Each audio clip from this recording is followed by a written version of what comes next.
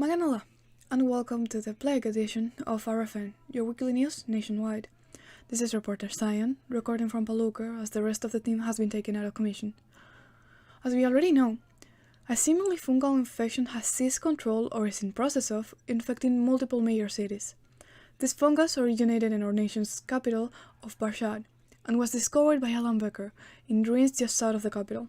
Upon discovery, it was immediately reported to Boromel Eldron, who along with Icoral Moss immediately investigated the scene, as well as began fencing the area off. During this, Eldron settled on labeling the illness PF7. Alan began immediate research of the fungus, in the process becoming patient zero of the disease that would plague our nation. After infection, he showed signs of insanity and paranoia.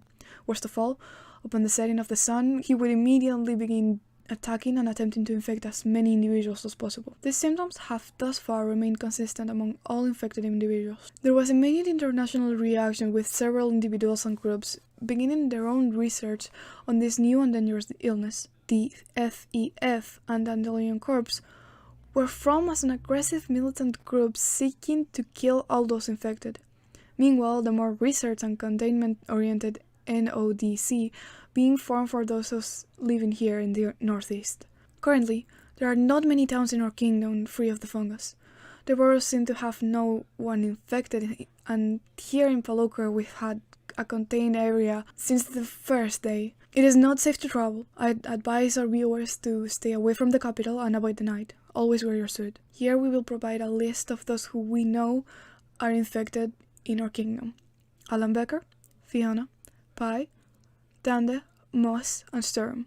For those who do not know yet the symptoms of the fungus, you might find coughs, lightheadedness, hallucinations, both visual and auditory, those last ones being seen as voices, disfigurement, fungal growths, and madness. Stay away from anyone who you might suspect as infected. We will also mention that this is no virus, it is a fungus. Those are not synonyms. We would find ourselves in a much different situation if we were to deal with a virus. Another event worthy of mention is the Remembrance Day of Albia that has been hosted recently. It did not end up as expected due to the big amount of people attending, and people were killed. And of course the fungus was sure to spread. No confirmed infections have been reported yet though. At the end of this festival, Abbasin, more specifically Lad, declared war on Liberium. There has been tension between the nations, and they took action after a discussion with their allies. It has been known that Liberium threatened the other nations about the war. This is also a reason why Abbasin declared it, as they do not take the threats lightly. In non-plague related news, before the madness started, the Faltítvars bought the nation of Iadithis. Once again, this is a territory in the east of the Caspian Sea that preaches acceptance to all weird or unusual species. Its name being Barshari for House of the Dead or Death House. We welcome our neighbors and hope we would have seen them in a better situation. As there has not been any change in the dates, the elections for Parliament will still be hosted the 19th of this month. For this event, we interviewed party leader from the newest party before the plague started. We introduced the Meet in the Vars segment with Alan Becker. Hello, sir, and thank you for your time. No problem. Well, you've come here as a representative of your party, right? Yes, I have come as a representative of the Progressive Party. Could you give us a bit of a summary of it, like an introduction of sorts? Yes, I can. Basically, what I have noticed when joining this nation is that all the parties are either centrists or conservatives. And I mean, I don't oppose any of those ideologies directly. I think we can work out deals and other stuff with them. But in my opinion, a sort of progressivism is this nation is required to make the nation not be stale and lose in world politics. I want to say, like, the party itself is based on social policies and democratization.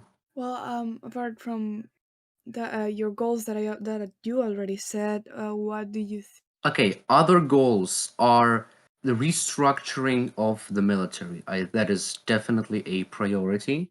Another one is a more of active foreign policy where we can supply arms and money to nations that we might or might not support for our own goals. It's heard that you want to rewrite a constitution. What would be the goals of that? Well, In my opinion, if a nation does not have a constitution, it does not have its main principles of what it wants to do. So the laws that another party can pass can be against what the people want. And if the people sign a constitution, well, that means that every single other representative of every single other party has to abide by that constitution, which means the nation can't go in one direct way following one authoritarian leader. The nation can correct itself using the constitution, which will be important to preserve democracy, in my opinion, if the constitution is democratic, and to preserve the main values. Do you have any social level plans? Social level plans? Well, I am not opposed to religion or the king, so I would maybe a bit of welfare for the really poor. That's it. I don't really have any bigger ones. What would you say about our tension with certain other nations? Our tension with certain other nations is as positive as it is negative, because if our nation has tension with other nations, that means we have a reason to build out our military and economy.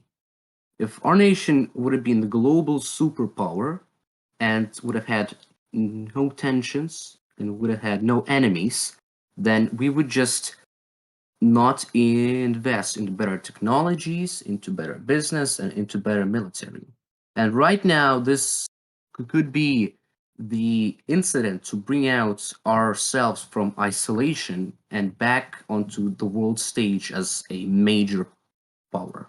This may sound a bit off topic, but what is your favorite color? Probably blue, like a the darker type.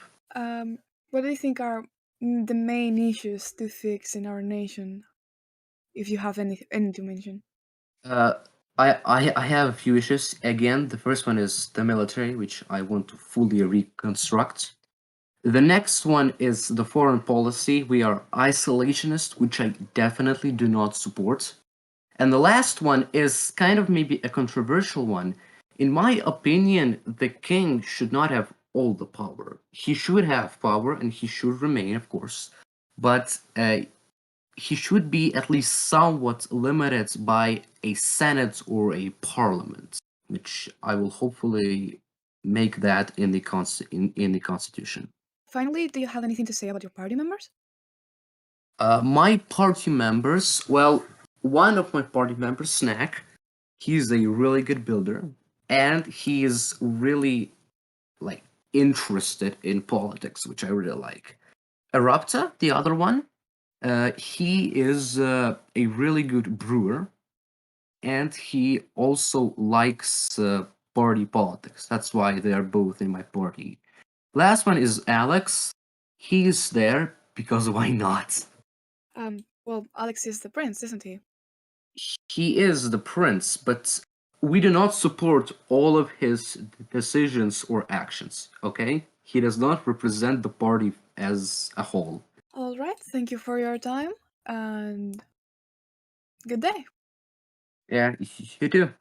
Well, that was all for today. Safe journey to all of you, and thank you for viewing.